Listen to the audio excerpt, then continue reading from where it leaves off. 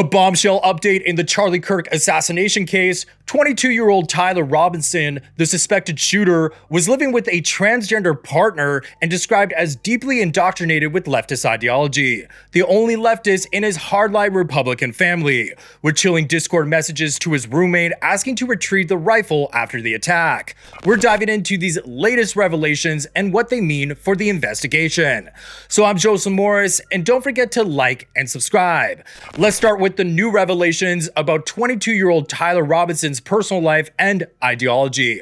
According to a high school friend quoted in The Guardian, Tyler was the only member of his family that was really leftist, while the rest of his family was very hard Republican, like gun-loving everything. This comes as no surprise to many, given the emerging details. On Friday, 53-year-old Utah Governor Spencer Cox told the Wall Street Journal that Tyler was, quote, deeply indoctrinated with leftist ideology, end quote, something that became clear through the investigation. Despite not being registered with any political party, Tyler's leanings were evident from a recent family dinner where he mused about Charlie's American Comeback Tour stop at Utah Valley University's Orem campus, a 3-hour drive from his home. Tyler discussed how he didn't like Charlie or the viewpoints he had, adding that Charlie was, quote, full of hate and spreading hate, end quote. Spencer added during a press conference, quote, they talked about why they didn't like him and the viewpoints that he had, end quote. Now here's where it gets juicy with Tyler's living situation. Sources, including Fox News reporter Brooke Singman and a law enforcement source who confirmed it to the Post on Saturday, revealed that Tyler was living with a transgender partner, a male transitioning to female who is now fully cooperating with the FBI. This individual, not yet identified publicly, traded text messages and other communications with Tyler that helped the feds solidify he was the shooter. During Friday's press conference, federal and state authorities mentioned a roommate who provided communications from a contact named Tyler, describing bullet casings similar to those at the scene and discussing the need to retrieve a rifle from a drop point. Tyler messaged his roommate after the shooting asking to retrieve the rifle, according to authorities. Surveillance footage also shows Tyler appearing to make a phone call just moments before climbing onto the Losi Center roof, suggesting he may have been in contact with someone, possibly this partner, as events unfolded. Now here's where it gets even weirder with potential connections online. A chilling X post from September 9th by a user named Omar wrote, quote, Charlie Kirk is coming to my college tomorrow. I really hope someone evaporates him, literally.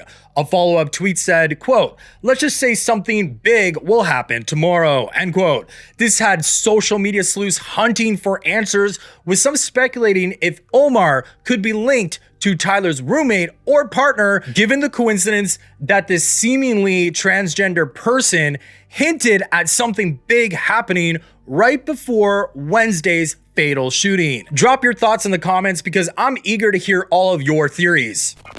Well, Alex Jones was right again. Tyler Robinson living with a trans woman, man to woman, showing off for the gal.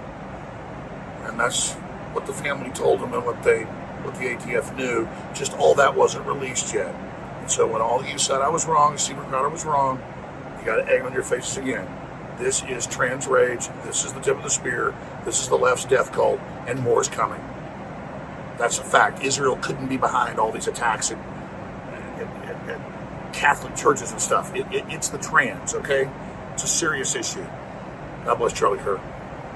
Yes, God bless Charlie Kirk, and I have to tell you, when I first heard about the shooting, I immediately knew it was a leftist, so this information just sort of confirmed what we all thought. I heard all these rumors that it was actually a Groyper, which is a Nick Fuentes follower who has sort of a grudge with Charlie Kirk, and they based this off a Spotify playlist named Groyper War Playlist or something like that, and it had the Ciao Bella's song remix, and they said, oh, this is an inside joke with Nick Fuentes followers and all this stuff. And you know, I'm not gonna base my video off of one single playlist. I'm gonna listen to what the authorities and what multiple sources have to say, and right now everything is pointing towards that the shooter was a leftist, but let me know if you guys disagree with me in the comments.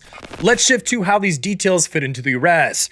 Tyler confessed to his dad, 48-year-old Matt Robinson, saying he'd, quote, rather kill himself than surrender, end quote. Matt, a seasoned deputy, contacted a minister who was a family friend and tied to law enforcement, leading to Tyler's arrest Thursday night in his Washington, Utah home. And reports suggest that the father is refusing to accept the $100,000 award for turning the shooter in. So this is just a tragedy all around. I mean, that father pretty much just handed his son off to be killed because the death penalty will be pursued in this case. Let me know if you guys think Tyler Robinson deserves the death penalty, because given the premeditation and just the brutality of this crime, I definitely think he does.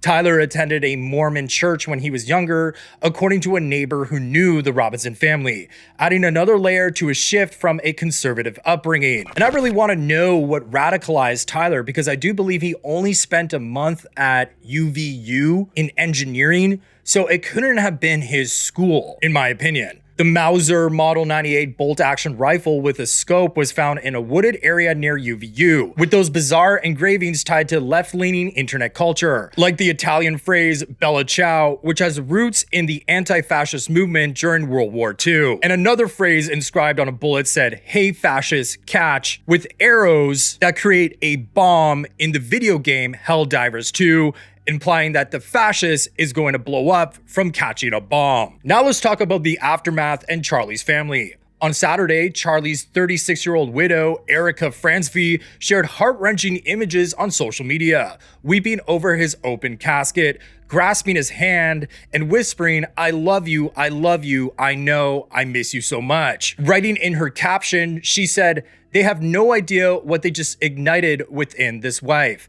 If they thought my husband's mission was big now, you have no idea." And she vowed, "You, all of you, will never, ever forget my husband. I'll make sure of it." Her post included a family photo with their 3-year-old daughter and 16-month-old son against Utah's red sandstone formations, a painful reminder of their loss. Charlie's body was flown back to Arizona on Air Force 2 with Vice President J.D. Vance. So here's my opinion. I'm shocked that Tyler, the only leftist in a gun-loving Republican family, could be radicalized enough to carry out the precise attack, especially with his transgender partner cooperating and those Discord messages showing premeditation. The timing right after Charlie's comment on transgender mass shooters feels too coincidental. And with Tyler's partner being trans, it's just a personal, ideological vendetta. The fact that his dad turned him in after such a desperate confession highlights the tragedy for everyone involved. I hope the FBI digs deeper into those communications for any accomplices. This case is full of bizarre twists, from Tyler's leftist shift in a Republican family to his transgender partner's role in the investigation and that ominous Omar post. If you enjoyed this video, please hit like and subscribe and leave a comment, because I read every single one. Bye guys.